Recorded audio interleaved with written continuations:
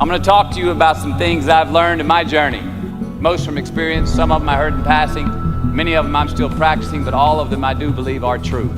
Life is not easy. It is not. Don't try to make it that way. Life's not fair. It never was. It isn't now, and it won't ever be. Do not fall into the trap, the entitlement trap, of feeling like you're a victim. You are not. Get over it. Get on with it.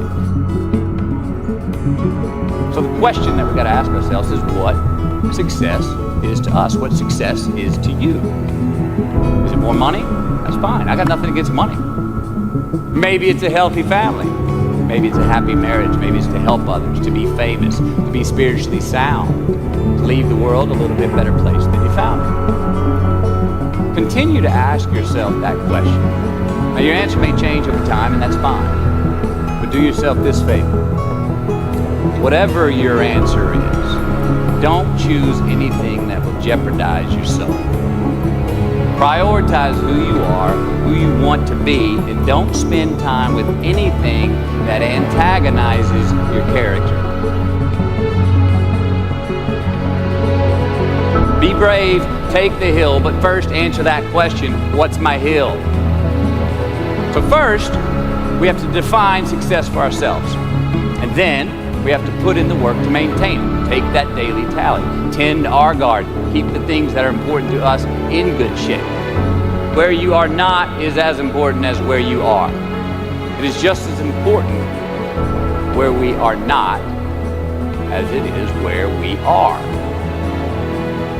Look, the first step that leads to our identity in life is usually not, I know who I am.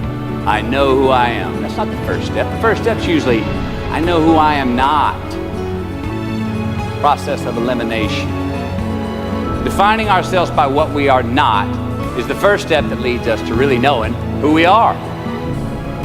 You know that group of friends that you hang out with that they really might not bring out the best in you? You know, they gossip too much, or they're kind of shady. They really aren't going to be there for you in a pinch. Or how about that bar that we keep going to that we always seem to have the worst hangover from? Or that computer screen, right? The computer screen that keeps giving us an excuse not to get out of the house and engage with the world and get some real human interaction. Or how about that food that we keep eating? Stuff that tastes so good going down, makes us feel like crap the next week. We feel lethargic, we keep putting on weight. Well, those people, those places, those things, stop giving them your time and energy.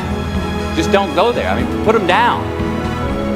And when you do this, when you do put them down, when you quit going there, and you quit giving them your time, you inadvertently find yourself spending more time and in more places that are healthy for you, that bring you more joy. Why? Because you just eliminated the who's, the where's, the what's, and the when's that were keeping you from your identity. Look, trust me, too many options, I promise you, too many options will make a tyrant of us all. All right, so get rid of the excess, the wasted time. Decrease your options. If you do this, you will have accidentally, almost innocently, put in front of you what is important to you by process of elimination. Knowing who we are is hard. It's hard. Give yourself a break. Eliminate who you are not first, and you're going to find yourself where you need to be. Instead of creating outcomes that take from us, let's create more outcomes that pay us back, fill us up, keep your fire lit, turn you on for the most amount of time in your future. We try our best, we don't always do our best.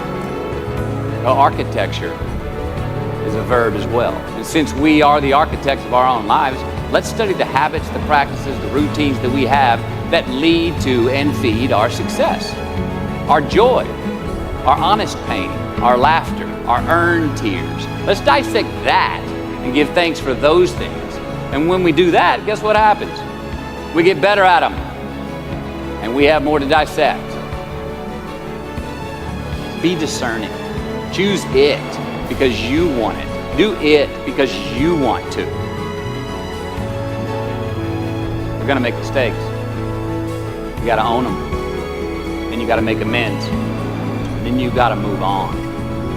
Guilt and regret kills many a man before their time. So turn the page, get off the ride. You are the author of the book of your life.